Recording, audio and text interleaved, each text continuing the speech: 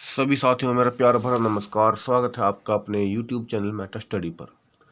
दोस्तों, कल high court में HSSC और जो राहुल एंड अनदर का जो केस है उस पर सुनवाई हुई और 5 नंबर को लेकर बहुत देर तक, लगभग 1.5 घंटे तक जो है इन चीज़ों को लेकर अलग अलग मुद्दों पर बहस चलती रही। लेकिन सरकार किसी भी मुद्दे पर, जो एडवोकेट जनरल जो सरकार को और HSSC को रिप्रेजेंट कर रहे थे, वह कोई भी जवाब ढंग से नहीं दे पाए हैं किसी भी आरोप का या प्रत्यारोप का। और यहाँ पर जो बात चली बार बार वो सोशियो इकोनॉमिक के नंबर को लेकर भी चलती रही और सोशियो इकोनॉमिक के नंबर को लेकर हाई कोर्ट ने सवाल पूछा है या कहा है सरकार को कि ये जो 5 नंबर हैं ये बिल्कुल फ्री में बांटे जा रहे हैं, क्योंकि इन 5 नंबर से जो है मेरिट प्रभावित होती है। बिना किसी आधार के 5 नंबर दिए जा रहे हैं। सरकार ने कहा कि नहीं, इनकम वेरीफाई करके 5 नंबर दिए जा रहे हैं जिन परिवार की इनकम 180 से कम है या फिर जो अदर कंडीशंस हैं उनके हिसाब से। तो यहाँ पर जो बात आई, फिर जो इसके आरोप के ऊपर जो प्रत्यारोप किया गया उसमें जो आंसर दिया गया उसमें कहा गया कि ये जो वेरिफिकेशन की जा रही है फैमिली आईडी को लेकर की जा रही है। तो फैमिली आईडी को लेकर जो वेरिफिकेशन की जा रही है, तो इसके आंसर में जो है अंकुर सिद्धार जो वकील थे उन्होंने कहा कि फैमिली आईडी को आधार बनाकर ये नंबर देना गलत है। हाई कोर्ट ने भी इस बात में हाँ मिलाई कि हाँ, फैमिली आईडी में खुद ही इतनी कमियां हैं, खुद ही यह एक गलत डॉक्यूमेंट है, तो आप इसके आधार पर 5 नंबर क्यों दे रहे हैं, किस हिसाब से दे रहे हैं। इस पर सरकार ने कहा कि हमने जो है वार्निंग जारी कर रखी है कि अगर कोई फैमिली आईडी के आधार पर या फिर वैसे भी 5 नंबर ले लेता है तो हम उसको भर्ती पूरी होने के बाद भी निकाल सकते हैं। तो यहाँ पर हाई कोर्ट ने कहा कि इन चीज़ों को पहले ही क्यों नहीं किया जाता, भर्ती पूरी होने के बाद ही क्यों किया जाता है। और फैमिली आईडी में कमियों का सबको पता है, किसी की जो है कैटेगरी गलत है, किसी की इनकम गलत है, किसी की इनकम वेरीफाई नहीं है और लोगों ने जो है फैमिली आईडी एक एक परिवार में से 2-2 3-3 भी बनवाई हुई है।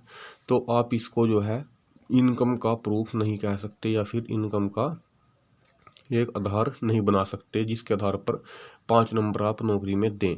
साथ ही हाई कोर्ट ने यहाँ पर यह भी कहा कि इसको हम प्योर मेरिट नहीं कह सकते, क्योंकि इसमें 5 नंबर मिलने वाले स्टूडेंट एकदम से आगे चले जाते हैं और ये प्योर मेरिट बेसिस नहीं है, क्योंकि 5 नंबर जो है बिल्कुल फ्री में दिए जा रहे हैं, क्योंकि सामाजिक आधार पर जो आरक्षण है वो पहले ही दिया जा चुका है सरकार के द्वारा। जनरल कैटेगरी होती है, SC होती है, BCA BCB जो भी हैं, तो ये सामाजिक आधार पर आरक्षण पहले से ही लागू है। तो आप इसको दोबारा से नाम बदल कर दोबारा से कुछ कैंडिडेट्स को फ़ायदा दे रहे हो, तो ये बिल्कुल गलत है। दूसरी बात, ये तो गलत है ही साथ जिस फैमिली आईडी को आधार पर आप मान रहे हैं वो खुद में ही एक गलत डॉक्यूमेंट है और अगर आपको ये नंबर देने ही तो फिजिकल वेरिफिकेशन करा के देने चाहिए थे। और इस बात को लेकर बहुत देर तक बहस चली और इसी बहस के बीच हाई कोर्ट ने सरकार को एक और भी बात कही है, HSSC को। उन्होंने कहा है कि जो आपने रिवाइज रिजल्ट का दावा किया था, वादा किया था, वो आपने नहीं निकाला और आपने पुराने रिजल्ट के हिसाब से ही जो है अलग अलग ग्रुप्स की लिस्ट निकाल कर एग्ज़ाम ले लिए हैं। अब उन सभी पर स्टे है, या तो वो कोर्ट के स्टे की वजह से रुक गए हैं या फिर कुछ केसेस ऐसे हैं जिनमें पेपर होने से पहले ही केस डल गया था और HSSC को दोबारा से लिस्ट रिवाइज करनी पड़ी अलग अलग कैटेगरी वाइज। तो ये दोनों ही प्रोसेस बिल्कुल गलत हैं।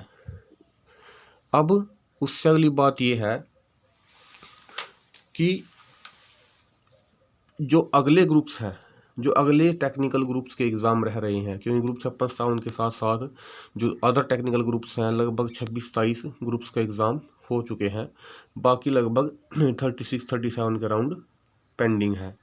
तो सरकार को HSSC को सीधा कहा गया है हाई कोर्ट के द्वारा कि जो बाकी बचे हुए टेक्निकल ग्रुप्स हैं उनका एग्ज़ाम आप अपने रिस्क पर लें, अपनी जिम्मेवारी पर लें, क्योंकि हो सकता है, क्योंकि जिस लिस्ट के आधार पर आपने पहले एग्ज़ाम लिए हैं उसी लिस्ट के आधार पर आप अगले एग्ज़ाम लोगे, उनमें वैसे ही सोशियो इकोनॉमिक के नंबर दोगे, गलत या सही किसी को नहीं पता, फैमिली आईडी को आधार मानकर।